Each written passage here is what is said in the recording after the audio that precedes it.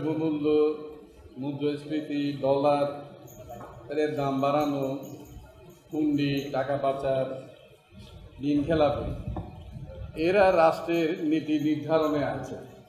এখন এরা বাংলাদেশে তাদের প্রতিষ্ঠানগুলো, তাদের ধরেন এফবিএসআই বলেন, বিজিএমই বলেন, যেই প্রতিষ্ঠানগুলো আছে সব প্রতিষ্ঠানগুলো এবং ডাক্তারদের বলেন, ইঞ্জিনিয়ার বলেন, এইখানে তারা খুব শক্তিশালী। তাইলে এইখানে পার্লামেন্টে দেখেন, আপনারা পার্লামেন্টে দেখেন, পার্লামেন্টে এদেশের 90% মানুষ কিন্তু আউট অফ পার্লামেন্ট। 90% মানুষের স্বার্থ রক্ষাকারী পার্লামেন্ট এটা না, আউট অফ পার্লামেন্ট হয়ে গেছে। এই দেশের উপজেলা দেখেন, এখানে রিপোর্ট বেরিয়েছে উপজেলাতে যে পার্লামেন্ট থেকেও ধনীর সংখ্যা উপজেলাতে বেশি।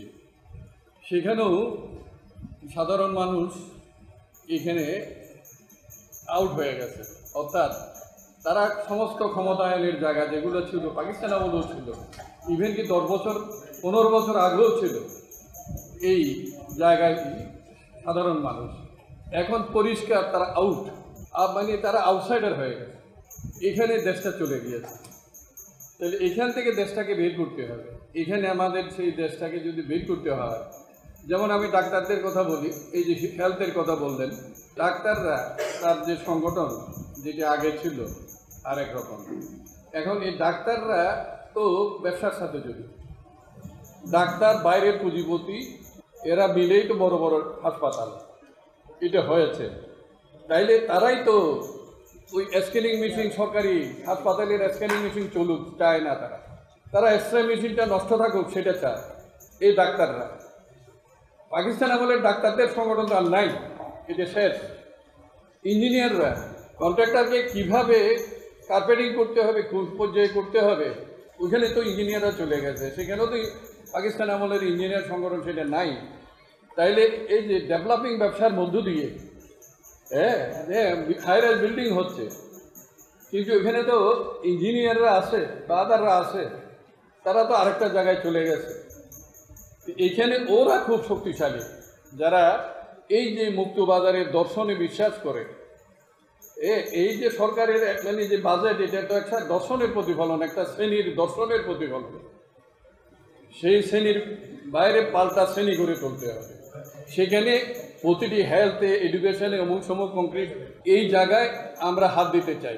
সিবিবি এখানে সব গণসংগঠনগুলো আসছেন, বিভিন্ন মতামতগুলো আমরা শুনছি, কিছু সুনির্দিষ্ট কথা শুনেছি। এগুলো নিয়ে যদি পাল্টা মানে সব জায়গায় যদি অল্টারনেটিভ না হয়, তাহলে রাজনৈতিক অল্টারনেটিভ হবে না। দীর্ঘমেয়াদী লক্ষ্য আমাদের আছে, আসুক দাবিগুলো দিয়ে লড়াই না করলে আপনি চূড়ান্ত লক্ষ্যে পৌঁছতে পারবেন না। চূড়ান্ত লক্ষ্য মাথায় না থাকলে আসল লক্ষ্য, আসল ডিমান্ডকে ওর সাথে কানেক্ট করতে পারবেন না, আপনার বিকল্প হবে না।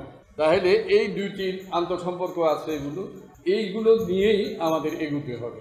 ওরা মোর কনসোলিডেট কারা, কিন্তু এখন তারা ঠেকায় পড়ছে। নীতি নির্ধারণ করছে কারা, এই নীতি নির্ধারণে আছে কারা? ওরাই তো, যারা ডলারের দাম বাড়াচ্ছে, ঋণ খেলাপি ব্যাংক, তারপরে টাকা পাচারকারী, এই যে এগুলোই তো সিন্ডিকেট যারা আছে, সর্বত্র সিন্ডিকেট। ডাক্তারদের এখানে বলেন, ইঞ্জিনিয়ার বলেন, কোন জায়গায় নেই সিন্ডিকেট? এভরি হোয়ার সিন্ডিকেট, দে আর মোর পাওয়ারফুল। আর আমরা খুব স্ক্যাটার, যারা এখানে বিভিন্ন সংগঠন আমরা আছি, খুবই স্ক্যাটার। সেই জন্য ওই কনসোলিডেট দাবি শুধু সিপিবি পলিটিক্যাল পার্টি এইটার উপর এই মানে প্রোগ্রাম করে অল্টারনেটিভ হবে না। এগুলো হয়তো মানে মানববন্ধন হইতে পারে, অমন করে, এগুলো কিন্তু আন্দোলন না। আন্দোলন যার যার অবস্থান থেকে, হেলথের জন্য, এডুকেশনের জন্য, বাসা, এই যে গরিবদের হাউজিংয়ের জন্য, এখানে বস্তিবাদীর হাউজিং হবে না কেন? হাউজিংয়ের জন্য। তাহলে এই জায়গাগুলো ডিমান্ড নিয়েই আমাদেরকে যার যার অবস্থান থেকে নামতে হবে। শুধু পার্টির দিকে, এখানে মোহাম্মদ শাহ আলম বসে আছে, প্রিন্স বসে আছে, এখানে কোনো মানুষ পয়দা হয় না। এই অভিযোগ তো মানুষ পয়দা হয় না, মানুষ তো পয়দা হবে নেত্রকোনায়, ওইখানে বিভিন্ন এলাকায়, তার সেক্টরে, ওইখানে লড়াইটা করতে হবে। ওইখান থেকে যদি অল্টারনেটিভ বের হয়, তাহলে ন্যাশনাল অল্টারনেটিভ হয়।